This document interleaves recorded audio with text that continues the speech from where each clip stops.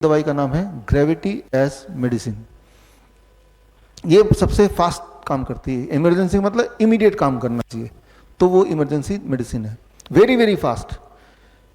इसको समझ लेते हैं, 1 ही मिनट लगेगा। जैसे मैं भी खड़ा हूँ तो मेरा हार्ट यहाँ पे है और ये ब्लड को सिर तक ले जा रहा है। आप तो बैठे हैं, तो आप जब बैठे हुए हैं तो आपका हार्ट धरती से ज़्यादा पास में, मेरा हार्ट धरती से थोड़ा ज़्यादा दूर में।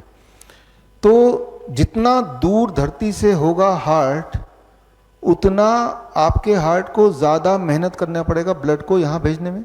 ये एग्री करते हैं? इसीलिए जब आप खड़े खड़े थक जाते हैं तो क्या बोलते हैं आप? बैठना है। बैठते आपने क्या किया? धरती के करीब हार्ट को ले आए, अब आराम मिल गया।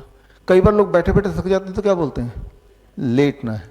तो जब लेटते हैं तो आपके सारे ऑर्गन एक ही लेवल पे आ गए। अब हार्ट को बहुत मेहनत नहीं करनी पड़ी ब्लड को यहाँ भेजने के लिए, है ना? तो तब आपको आराम मिल जाता है। तो इससे आपको एक बात समझ आ रही होगी कि आपकी हार्ट धरती से कितने ऊपर नीचे है, उस पर निर्भर करता है कि आपको कैसा महसूस हो रहा है ना? आपने गौर किया होगा, बचपन में कभी आपके साथ भी हुआ होगा, अचानक कोई फेंट हो जाता है असेंबली में, याद आ रहा है? बच्चा खड़े खड़े गिर गया, और जब गिर गया तो उसको उठा के ले जाते हैं, वो लिटा देते हैं कहीं पे, वो गिरा ही हुआ तो लेटा ही रहेगा, और उसके बाद उसको पानी छिड़कते हैं, कोई हवा करता है, कोई कुछ मंत्र पढ़ता है, कुछ मिनट में वो ठीक से खड़ा हो जाता है ना? फिर जो जिसने पानी छिड़का बोलेगा पानी की वजह से हो गया, ठीक हो गया। वो जिसने मंत्र पढ़ा था, मैंने मंत्र पढ़ा तो ठीक हो गया, किसी ने हवा किया होगा तो ठीक हो गया।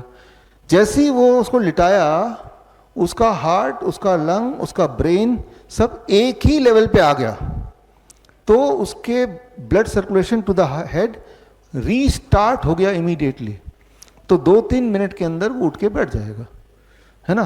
तो ये जो गिर गया वो, दैट इज ए मेडिसिन। वो जो पॉस्चर है गिरने का, दैट इज ए मेडिसिन। अगर जब वो बेहोश हो रहा था, अगर आपने पकड़ के रखा दोनों को, दोनों हाथ से, 2 लोगों ने, और गिरने नहीं दिया, तो अब क्या होगा? वो जो हार्ट ऊपर तक पंप कर नहीं पा रहा है, धीरे धीरे ब्लड नीचे जाएगा, पैरों में इकट्ठा होगा, 20-25 मिनट में वो मर जाएगा। इस बात को समझना होगा, राइट? कि जब हम खड़े हैं, ग्रेविटी ब्लड को नीचे खींच रही है, हार्ट ब्लड को ऊपर ले जा रहा है, ये दोनों के बीच में बैलेंस है। इस बैलेंस की वजह से हम जिंदा हैं। लेकिन अगर आप आज एक्सपेरिमेंट करके देखिए इस लेक्चर के बाद, जिनके पास थोड़ी हिम्मत है, कि ऐसे खड़े होना है, हिलना डुलना नहीं है 20 मिनट तक, धीरे धीरे आपको चक्कर आएंगे। आप देख रहे हैं मैं हिल डुल रहा हूँ, बातचीत कर रहा हूँ, कभी इधर जा रहा हूँ, कभी उधर जा रहा हूँ। अगर मैंने ये डिसाइड किया, जैसे होता नहीं, परेड में होता है कि सावधान, ऐसे ही खड़े रहते हैं। जो लोग ऐसे ही खड़े रहते हैं, आपने देखा होगा बचपन में, जो सिंसियर बच्चे होते हैं ऐसे ही खड़े रहते हैं, वही गिरते हैं। जो तो नॉटी बच्चे होते हैं, जो टीचर की एक बात नहीं मानते, कभी ये छेड़ रहे, उधर जा रहे हैं, वो नहीं गिरते कभी। क्यों नहीं गिरते?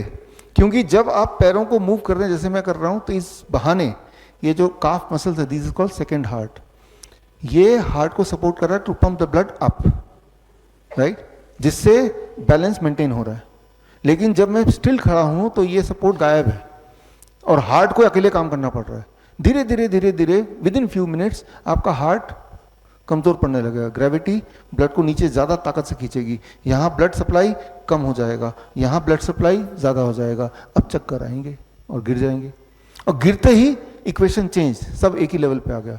ब्लड का सप्लाई दोबारा हार्ट ब्रेन को मिल गया, अब आप उड़ जाएंगे, है ना? तो ये मैं क्यों समझा रहा हूँ? मैं ये ग्रेविटी के रोल को समझाने के लिए। बड़ी से बड़ी बीमारी का आसान से आसान इलाज घर बैठे ही हो सकता है। अधिक जानकारी के लिए कांटेक्ट करें nearest doctor BRC clinic @home।